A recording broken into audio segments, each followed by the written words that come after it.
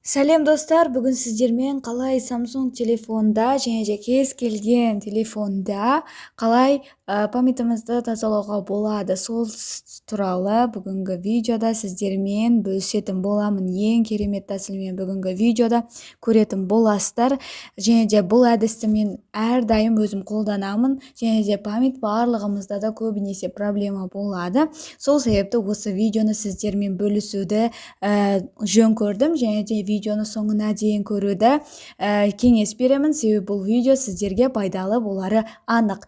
Ең алдымен біз өзіміздің менде неше память бар екенін көріп алайық. Мысалы, мен осы жерден память устройство деген жерде менің 32 гигабайт менің телефоным памяты, және де 31-і уже толып тұр. Енді мен осыны көрейін, очистить еткеннен кейін неше болады, соны бірге көретін боламыз. Ең алдымен біздің памятымызды тазалау үшін бізге ең алдымен Total Commander деген ең керемет мощный қосымша керек болады. Және де сол қосымша арқылы біз өз памятымызды көптеген 5-6 гигабайттан тазалайтын боламыз. Ал кеттік, ең алдымен біз өзімізге Total Commander деген қосымшаны жоқ болса тәртіп аламыз, бар болса өте керемет. Енді Total Commander'ды ашамыз. Және де ашқаннан кейін сіздерде ең алдымен бірінші астында синий кнопка шығатын болады, соны бассаңыздар мен сияқты шығып тұрады, ешқандай қиындығы жоқ. Және де ең алдымен біз память устройство дегенге кіреміз. Және де бұл жерде сізге керекті еш нәрсе өшірмейсіз. Еш нәрсе өшірмей өзіңізге ешқандай қажетсіз дүниелерді өшіретін боламыз. Және енді біз Android деген батырманы басамыз. Және де Androidтан кейін бізге дата деген керек болады. Датадан кейін мое предложение деген шығады. Және де осы жерде осылай шығып тұрады. Және де енді сіздерге мен бір құпиямен бөлісіп кетейін. Негізінен осы көріп жатқан видеоңыздың өзі сіздің памятыңызда сақталады.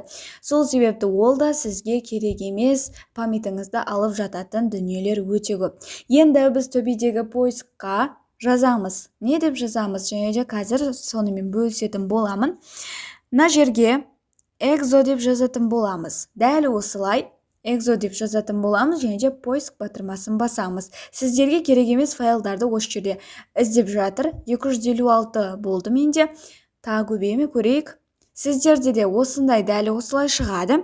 Және де сіздерде де іздейді неше файл керек емес екенін. Және де енді мына жерде біреуін осылай выделить етіп аламыз. Және де одан кейін бізде мына шетінде тұрған галочканы басатын боламыз. Галочканы басамыз.